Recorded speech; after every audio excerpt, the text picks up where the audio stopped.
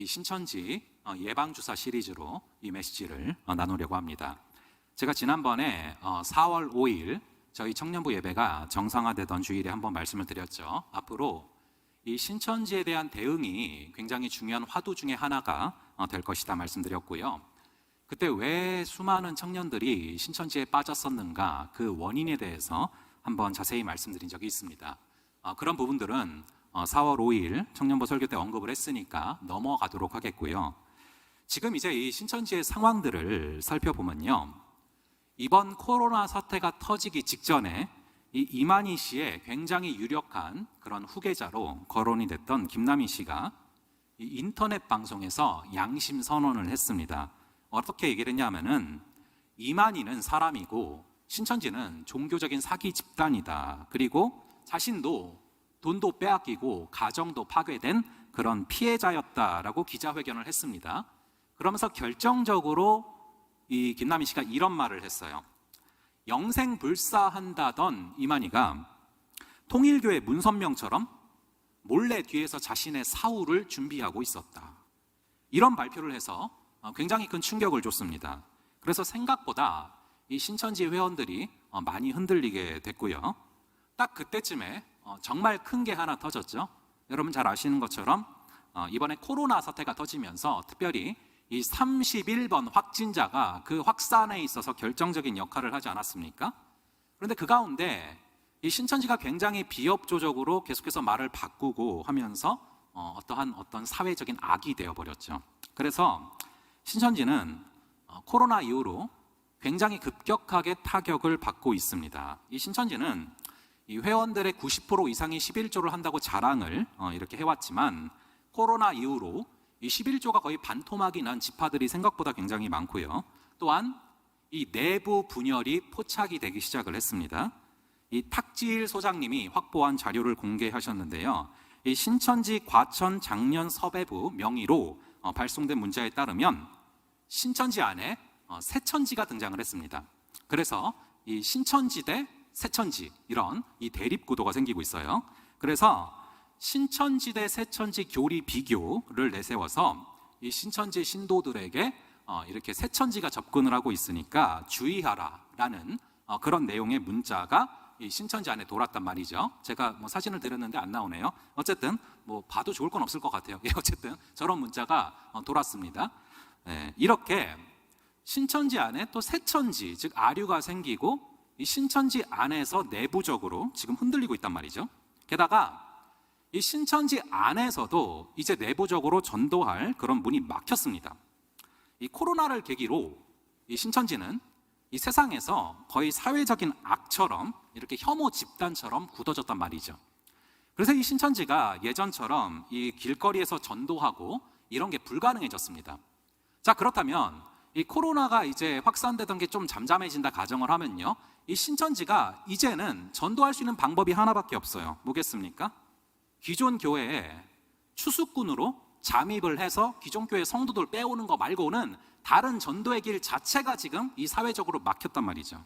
자, 그래서 앞으로 어떤 교회 공동체든지 두 가지 측면에서 이 신천지의 회원들이 잠입하게 될 확률이 굉장히 높습니다. 하나는 정말로 신천지에서 회의를 느끼고 신천지를 떠나서 예수께로 돌아오려는 그런 성도들이 있을 거고요. 하나는 추수꾼으로서 이렇게 잠입을 해서 이제 기존 성도들을 빼가려고 잠입하는 그런 추수꾼들이 있을 겁니다. 그래서 신천지를 떠나왔다고 말을 했는데 알고 보니까 추수꾼으로 잠입해서 이렇게 그들이 말하는 모략으로 이렇게 다가온 경우들도 있을 것입니다. 여러분 참고로 이 모략이 뭔가를 신천지를 이해할 때 있어서 꼭 아셔야 됩니다. 이 신천지 회원들은 소위 모략이라는 단어로 거짓말을 합리화합니다. 거짓말을 해도 이 14만 4천 명만 모으면 아무 문제가 없다, 이렇게 신천지 안에서 가르치죠. 그러니까 거짓말도 하나님이 인정한 전략이다라고 신천지 안에서 가르칩니다. 그래서 뒤가 구리니까 신천지 안에서는 꼭 이런 말을 합니다. 우리 같이 공부한 거 절대 가족들한테 얘기하면 안 된다. 우리가 같이 공부한 거 절대 기존 교회 사랑방 목자나 목사님한테 얘기하면 안 된다라고 얘기를 합니다.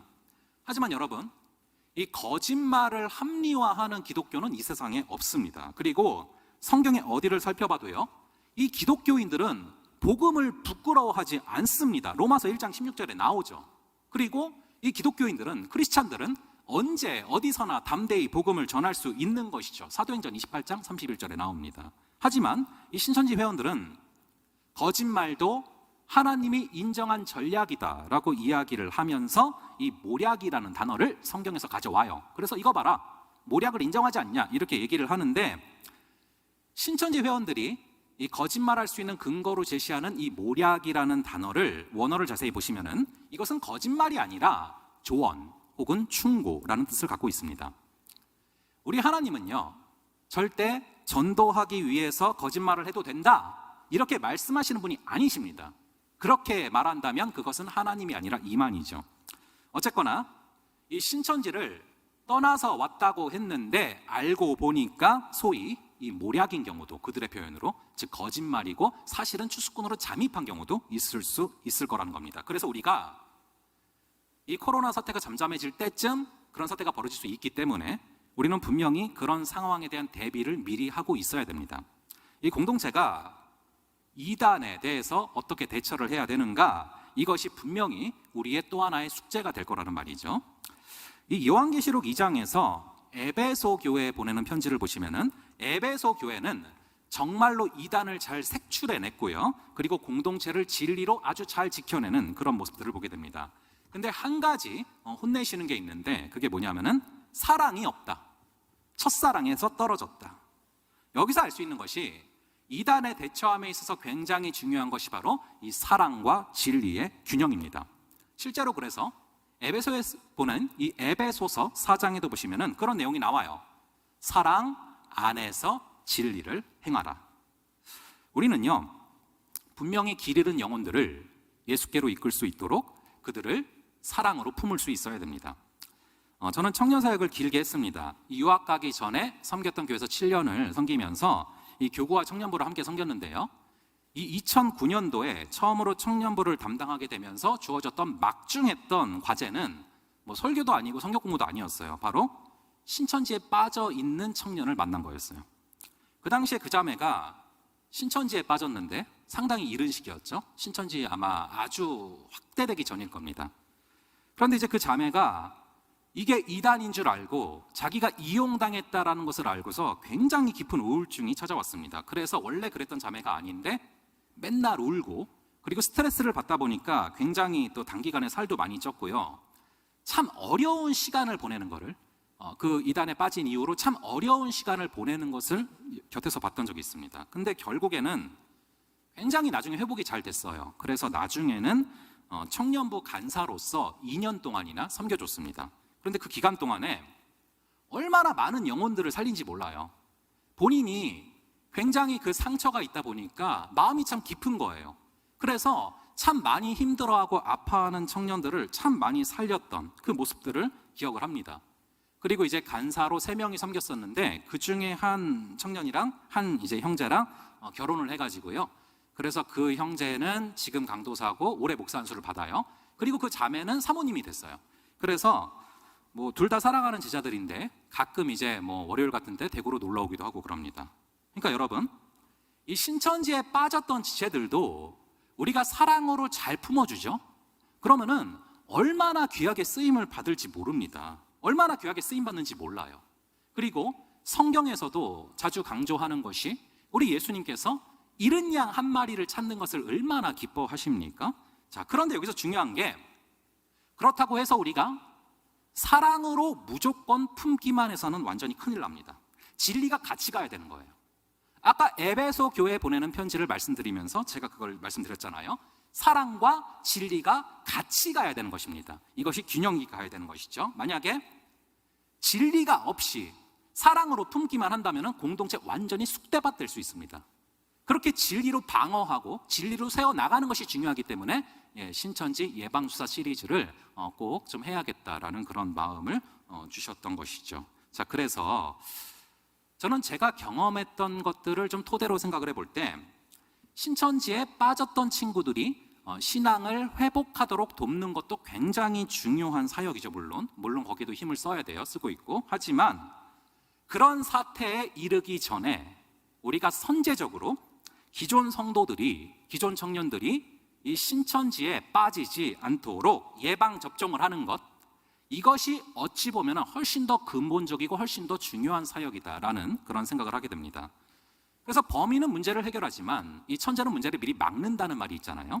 자, 그래서 전 여러분이 천재가 됐으면 좋겠고요. 이 문제를 좀 미리 막을 수 있는 그런 지체들이 됐으면 좋겠습니다. 또한 동시에 이 신천지에서 회심해서 돌아온 사람인 줄 알았는데 추수꾼이었을 경우 분명히 몇 가지 논리를 가지고서 추수 작업을 시작할 거란 말이에요. 그래서 그거를 좀 미리 알고서 배워놓고 대처를 했으면 좋겠습니다. 그래서 이 신천지 사람들이 이 추수할 때 주로 전략으로 사용하는 그 전략과 주제들이 몇 가지 있는데 그것을 좀 미리 예방주사를 맞아놓을 필요가 있습니다. 저는 크게 3가지 정도로 좀 추렸는데요. 첫째는 사도신경이고요. 둘째는 삼위일체고요. 세 번째가 요한계시록입니다. 오늘은 첫 번째 시간으로 이 사도신경에 대해서 살펴보려고 합니다. 이 신천지에서 추수할 때 주로 쓰는 전략이 뭐냐 하면은 기존 교회를 부정하게 만들고 기존 교회에서 함께 신앙생활하던 친구들과 목회자를 부정하게 만듭니다. 그래야 자기들 쪽으로 완전히 빼갈 수 있기 때문에 그래요. 그러려면은 기존 교회에서 굉장히 자주 다루면서 기존 교회에서 중요하게 생각하는 그런 내용을 부정시켜버린다. 그러면은 굉장히 쉽게 빼내올 수 있는 것이죠. 가령 사도신경이라던가 삼위일체 이런 부분들이 굉장히 신천지에서 주요 타겟팅으로 삼는 그런 주제입니다. 이 사도신경은요, 기존 기독교인이다라면은 모르는 사람이 없고요. 그리고 대부분이 중요하게 여깁니다. 자, 그런데 거꾸로 신천지 입장에서는 이 사도신경이 틀린 거다, 사도신경이 잘못된 거다. 그런데 기존 교회에서는 왜 해? 이렇게 얘기하면은 쉽게 흔들 수 있고 쉽게 기존 성도들을 자기들 쪽으로 빼올 수 있다라고 생각을 하는 것이죠. 자, 그러면은 이 사도신경에 관련된 신천지의 주장이 뭐냐? 한번 화면을 띄워주시면은요, 우선 이런 주장을 합니다. 이 사도신경은 성경에 기록되어 있지 않은데 어떻게 이단 판별의 기준이 될 수 있는가? 뭐 이런 질문을 자주 던지는 질문입니다. 자, 우선 이 질문에 답하기 위해서는 우리가 기본적으로 이 사도신경이 어떤 역사적인 과정을 통해서 형성되어 왔는가를 기본적으로 알 필요가 있습니다. 자, 이 사도신경이 우선 여러분 사도신경 다 아시죠? 간혹 또 혹시 모르는 분들이 있을까봐 우리 왜 그 찬양할 때 처음 하는 전능하사 천지를 만드신 하나님 아버지를 내가 믿사오며 그겁니다. 그걸 꼭 기억을 하시고요. 자, 이 사도신경이 처음으로 쓰여지던 시기가 언제였냐? 이 초기 로마에서 복음이 급속도로 퍼지면서 자리를 잡아가던 그런 시기였어요. 거꾸로 말하자면은 기독교 신앙이 아직 완전히 자리를 잡지 못한 그런 시기였기 때문에 아주 다양한 이단들과 다양한 거짓 선지자들이 출몰하던 시기였고요. 그래서 이 초대교회는 그런 이단들과 치열하게 싸우면서 성경의 가르침을 지키고 체계화하는 그런 과정들을 거치게 됩니다. 가령 하나 예를 들어보면요, 이 니케아 회의라는 것이 있었는데요, 이것은 아리우스파와 논쟁을 거치면서 그러면서 이 교리를 지켜나가게 됐던 그런 하나의 회의입니다. 이 아리우스라는 사람은 어떤 주장을 했냐면은 예수가 하나님이 만든 피조물이다라는 이상한 주장을 했어요. 그리고 예수가 처음 만든 피조물이 바로 성령이다라는 좀 희한한 주장을 했습니다. 그런데 이 아리우스를 따르는 무리가 생각보다 굉장히 많아지는 거예요. 그래서 아리우스파가 됐어요. 결국에 이거는 뭐냐면은 그리스도의 신성이, 즉 예수님이 하나님이시다라는 사실이 도전을 받게 된 것이죠. 자, 그래서 결국에는 이 니케아 회의에서 이 아리우스의 주장이 어디가 잘못됐는가를 성경적으로 정확히 논증을 했고요. 자, 그래서 결국 아리우스는 쫓겨났고 예수님은 하나님이시다라는 이 성경 속의 교리를 지킬 수 있었습니다. 제가 단적인 예를 하나 들었지만 이런 사례들이 굉장히 많았다라는 거예요. 자, 이렇게 수도 없이 많은 이단들과의 싸움 속에서 형성된 것이 바로 사도신경입니다. 그래서 사도신경은 굉장히 오랜 기간에 걸쳐서 이렇게 신앙생활을 처음 시작하는 그런 사람들에게 신앙의 기초를 가르치기 위한 그런 암송문 같은 그런 역할을 했습니다. 다시 말하면은 이 사도들이 직접 이 사도신경 전문을 성경에 그대로 써놓지는 않았지만 그 후대에 이 초대교회 사람들이 성경에 기록된 사도들의 가르침을 기반으로 이 신앙 고백문을 작성하고 이것을 초대교회가 계속해서 사용해 왔다는 것이죠. 실제로 여러분 안디옥 교회 많이 들어보셨죠?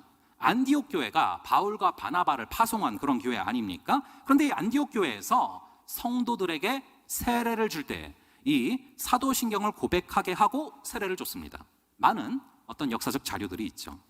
이 초대교회의 가장 위대한 변증가였던 저스틴 말티어가 쓴 변증록이라는 책을 보면은 이 초대 안디옥 교회는 공예배 시에 사도신경을 사용했다라는 그런 기록이 나옵니다. 특히 성례를 고백할 때 사용하겠다라는 것이죠. 그러므로 초대교회의 전통을 따르고 있는 현대 기독교 역시 이 사도신경을 부정한다는 것은 사도신경이 나오는 삼위일체 하나님, 그리고 예수님의 재림, 예수님의 신성, 십자가 사건, 이것들을 부인한다라고 여겨질 수밖에 없는 것이죠. 자, 지금까지 말씀드린 것은 이 사도신경이 기독교의 역사적인 전통을 살펴봤을 때 충분히 정통성을 갖고 있다라는 것을 전제로 말씀을 드린 거고요. 그럼 좀 더 구체적으로 이 신천지가 하는 주장, 사도신경은 성경에 기록되어 있지도 않은데 이걸 어떻게 고백할 수가 있어? 이런 질문이죠. 이거에 대해서 한번 반증을 해보려고 하는데요. 사실 여러분들이 기본적으로 탑재하시고 준비하셔야 될 질문이에요. 가령 예를 들어서 누가 왔어요. 근데 한참 있다가 나중에 시간이 지나면서 자신의 정체를 살살 드러내는 거예요. 추수꾼인 거예요. 근데 딱 이런 질문을 던지는 거예요. 사도신경 성경에 나와 있지도 않은데 왜 너네 교회는 찬양할 때 먼저 그걸 하고 해? 이상하지 않아? 이상한 교회 같지 않아? 이렇게 여러분들이 이런 질문을 받았다. 어떻게 답변하실 것입니까? 이거에 대해서 우리가 철저하게 교육을 하고 예방주사를 맞을 필요가 있다라는 것이죠. 자, 이 사도신경이 성경에 기록되어 있지 않다라는 것은 전혀 놀랄 만한 일이 아닙니다. 이 신경은 뭐냐면은 말 그대로 내가 뭘 믿고 있는가, 즉 나의 믿음을 고백하는 신앙 고백문입니다. 즉 공동체가 신앙을 지킬 목적으로 암송을 하기 위해서 의도적으로 만든 것이죠. 즉 여러분 이것은 간단히 말하면 성경이 아니라 신경입니다. 사도 성경이에요? 아니잖아요. 사도 신경입니다. 즉 사도들이 쓴 성경이 아니라 사도들이 지키고자 했던 그런 성경적인 신앙의 고백들을 압축해서 정리한 것이죠. 그래서 성경에 기록되어 있지 않은 게 너무 당연한 것입니다. 후대 사람들이 성경을 토대로 신앙 고백문을 만든 것인데 어떻게 이것이 성경에 기록되어 있을 수가 있겠습니까? 중요한 것은 사람의 생각으로 신앙 고백문을 만든 것이 아니라 성경을 보고 성경을 토대로 해서 신앙 고백문을 만들었다라는 것이죠. 그래서 단순히 성경에 그대로 기록되어 있지 않다고 해서 이것을 신뢰할 수 없다라는 것은 굉장히 억지 주장입니다. 이 기독교인들은 누구도 사도신경이 성경과 동등한 권위를 가지고 있다라고 말하는 사람이 없어요. 사도신경은 절대 성경이 아닙니다. 그래서 성경과 동일한 권위를 가지고 있지 않아요. 그러니까 번지수를 잘못 잡은 그런 공격이라는 거예요. 그래서 이 사도신경에 우리가 성경만큼의 권위를 부여하지 않는다. 하지만 사도신경은요, 적어도 이것만 제대로 외워도 수많은 이단들을 분별할 수 있고 수많은 이단들로부터 우리를 지켜낼 수 있는 그 바운더리의 역할을 해주는 것은 충분하다, 그리고 분명하다라는 것이죠. 그래서 이 성경만큼의 권위를 부여하지는 않지만 분명히 이것은 역사적으로 추천할 만한 신앙 고백문이다 라고 교회가 전통적으로 인정을 해왔다라는 것이죠. 왜냐하면 이 사도신경은 이단들과 치열하게 싸워온 그 역사를 그대로 반영을 하고 있고요. 그래서 이 성경의 내용을 그대로 담고 있는 그런 고백문이기 때문에 그렇습니다. 거꾸로 여러분들이 한번 이따가 사도신경을 한 구절 한 구절 한번 생각을 해보세요. 한 구절 한 구절 고백을 이제 생각을 하면서 한번 해보세요. 과연 성경에 어긋난 표현이 있는가? 없거든요. 성경에 나온 내용들을 그대로 담고 있습니다. 그럼에도 이 신천지는 이 사도신경 내용 자체에도 잘못된 오류가 있다라는 주장을 합니다. 그래서 그들은 크게 두 가지를 꼬투리를 잡아요. 그러면서 사도신경 틀렸다라고 얘기를 하는데 그 주장이 얼마나 잘못된 주장인지를 제가 반증을 하겠습니다. 우선 신천지는 이 사도신경에서 뭐를 꼬투리를 잡냐면은 빌라도에게 고난을 받으사 이걸 문제 삼고요. 그 다음에 거룩한 공회를 믿사오며 이것을 또 문제를 삼습니다. 그래서 이런 주장을 합니다. 한번 화면을 띄워주시면은요, 이런 얘기를 하는 거예요. 기존교회는 본디오 빌라도에게 고난을 받으사라고 신앙 고백을 하는데 예수님을 빌라도가 죽인 게 아닌데 유대인들이 죽인 건데 그러면 빌라도가 너무 억울한 거 아니냐, 이렇게 주장을 한다라는 거예요. 자, 그러면은 그들이 그렇게 이제 주장을 하는데 왜 사도신경에 이 빌라도가 언급이 되고 있는가, 이거를 좀 차근차근 말씀드리려고 합니다. 우선 여러분, 그 시대적인 배경이 있습니다. 이 1세기 팔레스타인 지역 1세기부터는요 그 당시에 예수라는 이름을 갖고 있는 사람이 정말 많았습니다. 동명이인이 많았어요. 우리나라로 치자면 뭐 철수나 영희 그런 이름이에요. 그래서 그 당시에 쓰여진 요세푸스라는 사람이 그 쓴 책에 보면은 예수라는 이름을 가진 사람들의 기록이 정말 많이 나와요. 이런 상황이기 때문에 이 사도신경의 기록자들은, 초대교회 교인들은 기독교가 믿는 그 예수가 수많은 예수들 중에서 어떤 예수인지를 정확히 밝히기 위해서 빌라도라는 사람이 갖고 있는 그 역사성을 활용할 필요가 있었다는 것이죠. 이 본디오 빌라도는 로마에서 공식으로 파견한 그런 사람이었고요. 역사적으로 기록이 정확히 남아있는 그런 사람이에요. 이 본디오 빌라도다 하면은 안 믿는 사람들도 누군지를 다 아는 그런 사람이라는 거죠. 근데 우리가 고백하는 그 예수가 누구냐? 바로 로마가 공식으로 파견한 그 빌라도. 그 빌라도가 십자가에 못 박도록 사인한 그 예수. 그 예수가 바로 우리가 믿는 예수다라는 것을 말하고 싶었던 거예요. 즉, 이 본디오 빌라도라는 이름이 갖고 있는 그 역사성 때문에 사도신경에 꼭 이 빌라도가 들어갈 필요가 있었던 것이죠. 실제로 이 본디오 빌라도가 썼다고 하는 그 보고서가 있습니다.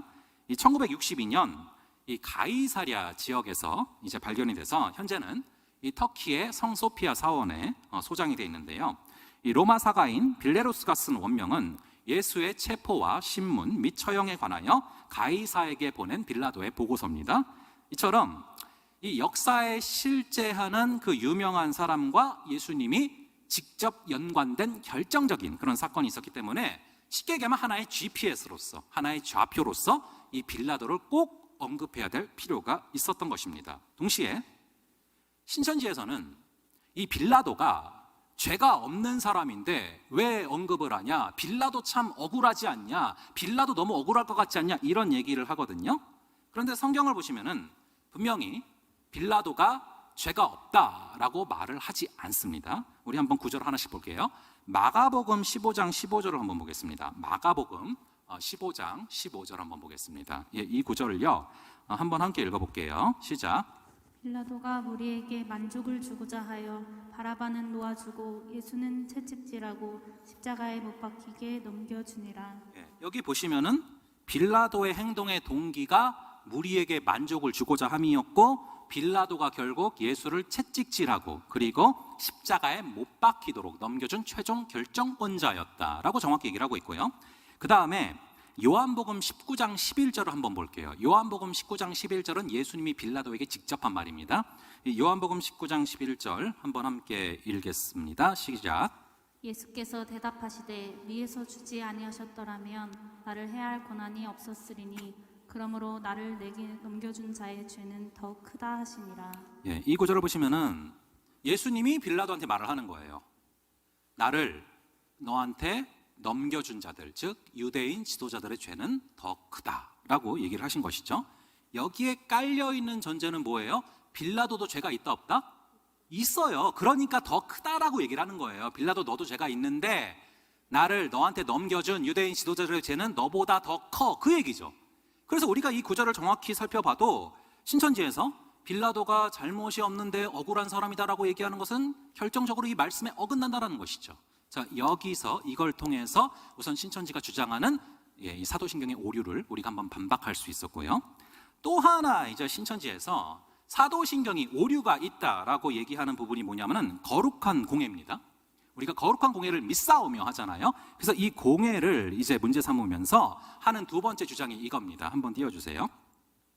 이제 무슨 주장을 하냐면은 공예는 유대교 지도자들이 예수님을 죽일 음모를 꾀하는 그런 모임인데 어떻게 이런 모임을 거룩하다고 할 수 있어? 라고 말을 합니다. 그러니까 여러분, 이것도 동일하게 여러분들이 언젠가 접할 수 있는 질문이라는 생각을 여러분은 하셔야 돼요. 이렇게 온 친구가 시간이 지나서 한참 뒤에 갑자기 질문을 던지는 거예요. 사도신경 곰곰이 봐봐. 거룩한 공예를 믿사오며 하잖아. 그런데 공예가 예수님을 죽이도록 넘겼는데 그걸 어떻게 거룩하다고 할 수 있어? 이렇게 딱 질문을 던진단 말이죠. 제가 실제적으로 어제도 아까 아침에도 또 점심에도 다 질문을 던져봤어요. 그랬더니 대부분의 친구들이 뭐라고 답변을 했냐면은 머리가 하얘져요. 그래요. 머리가 하얘져요. 답변이 나오는 게 아니라. 우리도 똑같을 수 있어요. 누군가 이런 질문을 던져올 때. 그래서 여러분들이 예방접종이 필요한 겁니다. 자, 이렇게 주장을 신천지가 하는데, 우선 신천지는요, 성경에 등장하는 이 사내들인 공예를 얘기를 해요. 그래서 이 개념을 가지고서 공예가 어떻게 거룩하다고 말할 수 있느냐. 이 사내들인 공예는 유대인들의 최종 결정 기구죠. 자, 그래서 신천지는 사도신경에 나오는 공예가 사내들인 공예라고 딱 이렇게 생각을 하면서 사내들인 공예에서 예수를 죽일 음모를 꾸몄는데 어떻게 거룩한 공예라고 고백할 수 있어? 라고 말을 하는데요. 결론부터 말씀드리면은 사도신경에 나오는 공예는 사내들인 공예가 아닙니다. 한글로 글자만 똑같은 거예요. 공예란 글자만. 여러분, 이 신천지는요, 고수하는 게 이 개역 성경만 봅니다. 개역 개정이잖아요. 지금 우리가 보는 게 요거 전 버전이 있어요. 이 개역 성경 이것만 봅니다. 왜냐하면은 개역 개정을 볼 경우에 자기들이 세워놓은 그 교리가 무너지는 것들이 많거든요. 그래서 절대 개역 개정을 안 보고 개역 성경만 봅니다. 그리고 신천지는 유독 이 한글만 봐요. 그리고 이 영어나 원어를 잘 보지 않아요. 한글을 참 많이 사랑하는 것 같아요. 자, 그래서 지난번에 제가 말씀을 드렸잖아요. 이 성경에 나오는 그룹이란 단어, 그룹이란 단어, 이거에 원어가 있고 이거에 또 다른 번역본에 보면 영어 버전이 있을 텐데 그걸 보지 않고 그냥 그룹은 한글로 그룹이니까 GROUP구나 하고서 이거를 조직이다라고 써놓은 신천지 유명 강사가 있었다라는 것을 제가 말씀을 드린 적이 있죠. 그와 비슷한 실수입니다. 이 한글로 보시면은 사내들인 공예도 공예고 사도신경에 나오는 거룩한 공예도 공예죠. 이 공예라는 글자는 분명히 똑같아요. 한글로는. 그런데 여러분, 사도신경은 한글로 기록됐습니까? 라틴어로 기록됐을까요? 라틴어로 기록된 거예요. 사도신경을 한글로 기록한 게 아니라 그건 번역한 거예요. 자, 그러면은 사도신경에 나오는 거룩한 공예가 라틴어로 무엇이냐? 한번 띄워주시면은요, 에클레시암 캐톨리캄이라는 단어입니다. 에클레시암 캐톨리캄이라는 그런 라틴어입니다. 이게 뭐냐면은 보편적이고 우주적이고 전 세계적인 공교회라고 이렇게 번역을 할 수 있어요. 즉 에클레시아는 교회고 캐톨리캄이 앞에 나온 수식어예요. 보편적, 세계적, 우주적. 즉 사도신경의 공예는 보편적이고 세계적이고 우주적인 그런 공교회를 의미합니다. 즉 예수를 주라고 고백하는 그런 모든 세상의 사람들이 모인 그런 교회를 뜻하는 게 거룩한 공교회예요. 제가 이제 리전 컬리지에 처음 갔을 때 오리엔테이션을 하는데 딱 처음 예배를 드리는데 정말 다양한 나라에서 나온 사람들, 뭐 한국도 있고 미국도 있고 캐나다도 있고 브라질도 있고 포르투갈 다 있었어요. 근데 정말 서로 다른 나라에서 온 사람들인데 같이 예수를 주라고 고백하면서 찬양을 하는데요. 이게 정말 나중에 이게 확장된 게 천국의 모습이겠구나라는 생각을 한 적이 있거든요. 근데 여러분, 그런 어떤 모형이라고 보시면 돼요. 전 세계를 초월해서 우주적으로 보편적으로 예수를 주라고 고백하는 모든 사람들이 모인 모임을 바로 이 사도신경에 나오는 거룩한 공예라고 표현을 하고 있는 것이죠. 자, 그래서 사도신경에서 말하는 거룩한 공예는 절대 사내들인 공예가 아니에요. 거룩한 공교회라는 것입니다. 그러므로 그러한 주장도 100% 틀렸다라고 우리가 반증이 가능합니다. 여러분, 이 사도신경은 오히려 이 신뢰할 만한 그런 신앙 고백서입니다. 자, 그래서 오히려 사도신경은 이 성경의 핵심을 굉장히 잘 요약을 해주고 있고요. 그리고 성도들의 신앙에 유익이 된다라는 걸 확인할 수가 있습니다. 이 사도신경이 토씨 하나 빠짐없이 그대로 성경에 기록되어 있지는 않지만 그것은 사도성경이 아니라 사도신경이기 때문에 너무 당연한 얘기다라는 말씀을 제가 드렸고요. 이것이 신앙 고백문으로서, 그래서 사도신경에는 이 사도들이 기록한 이 복음서의 골격들이 너무나 잘 축약이 되어 있고요. 사도들이 지키고자 했던 교리적 전통들이 너무 잘 녹아져 있습니다. 자, 그래서 사도신경은 사도들의 신경으로 불리기에 충분하다라는 것이죠. 그러므로 이 신앙이, 우리의 신앙이 이 사도신경이라는 이 튼튼한 반석 위에, 이 튼튼한 골격 위에 세워질 수 있기를 간절히 바랍니다. 또한 이 사도신경은 여러분들이 주일날 한번 외워서 버리고 끝내는 게 아니라 여러분들이 이것을 날마다의 삶 속으로, 날마다의 일상으로 가져가셔야 돼요. 여러분들이 살아가는 매일매일의 순간순간의 결정에서 무엇을 토대로 결정을 해야 됩니까? 바로 이 사도신경을 토대로 결정을 해야 한다라는 겁니다. 여러분, 신앙 생활입니다. 신앙과 생활이 따로 떨어져 있는 것이 아닙니다. 여러분들이 신앙을 하는 것을 생활 속으로 가져가셔야 되고, 그렇다면 여러분들이 날마다 나의 신앙의 고백이다라고 고백하는 이 사도신경이 여러분들의 삶에서 직접적으로 내일부터, 아니 오늘부터 영향을 끼쳐야 한다는 것이죠. 자, 저는 그래서 오늘 마지막으로 이 부분을 살펴보고 마치려고 하는데요. 사도신경에는 기본적인 골격이 성부, 성자, 성령, 삼위일체 하나님이시죠. 살펴보시면 쉽게 알 수 있을 것입니다. 그래서 이런 어떤 사도신경에 대한 자세한 내용들은요, 설교 시간에 다룰 시간이 없어서 이 쉐어링 시간에 나눴으니까 여러분들 사랑방별로 나눠보시고, 어쨌든 이렇게 성부, 성자, 성령, 삼위일체 하나님이 사도신경에 나오는데, 사도신경을 자세히 보면요, 성부, 성자, 성령, 삼위일체 하나님 말고도 사람이 딱 2명이 등장을 해요. 누구죠? 누구와 누가 등장합니까? 예, 바로 맞아요, 마리아랑 그리고 빌라도입니다. 한 명은 예수님을 낳은 마리아고, 한 명은 본디오 빌라도입니다.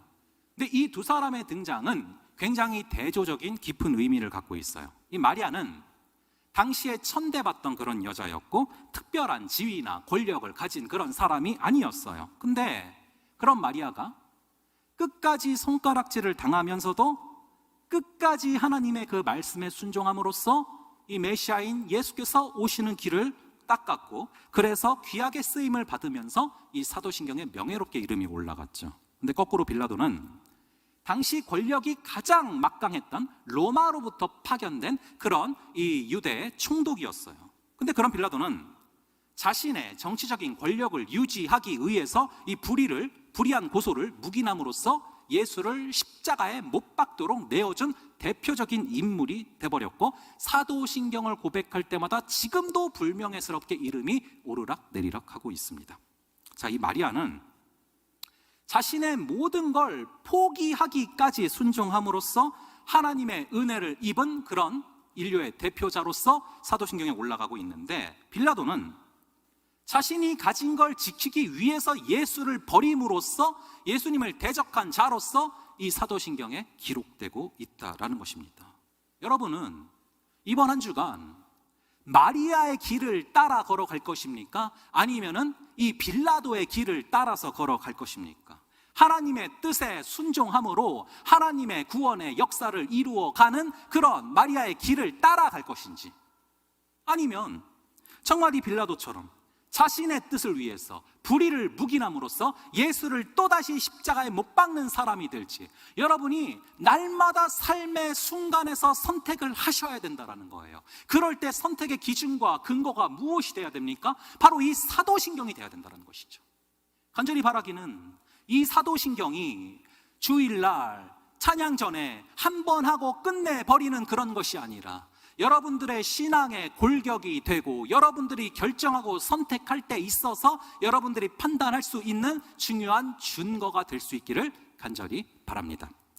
이 시간 저희 함께 좀 찬양하면서 나아가려고 하는데요, 이 온맘 다해라는 찬양을 하려고 합니다. 여러분, 이 사도신경은 처음에 어떻게 고백을 하냐 하면요, 크레도라고 라틴어에 써져 있어요. 제일 첫 단어가 크레도입니다. 크레도가 무슨 뜻이냐면요, 나의 심장을 준다라는 거예요. 나의 심장을 빼서 드린다라는 거예요. 여러분, 이 세상에 살아가면서 얼마나 많은 경우에 우리의 마음을 장악하려는 정말 많은 것들이 있잖아요. 염려가, 때로는 걱정이, 또 때로는 상황들이 내 마음을 지배하려고 하고, 공중에 권세 잡은 사단이 내 마음을 장악하려 할 때 그 마음을 끄집어 내어서, 그 심장을, 그 잡혀있는 심장을 끄집어 내어서 그리스도께 드리는 거, 그게 바로 사도신경이에요. 여러분들이 온 마음을 다해서 내 마음과 심장을 끄집어 내어서 그리스도께 드리는 거, 그게 바로 사도신경이에요. 그래서 여러분들이 사도신경을 그냥 단순히 여러분이 예배 앞부분에 하고 끝내는 것이 아니라 여러분의 삶의 모든 순간순간마다, 월요일부터 금요일까지 모든 상황마다 이 사도신경을 초대하셔서 이것으로 나의 심장을 그분께 드리며 나아가는 그런 여러분들이 되셔야 돼요. 그래서 그것을 소망하는 마음으로 우리 온 마음 다해 찬양하면서 기도하며 나아가겠습니다.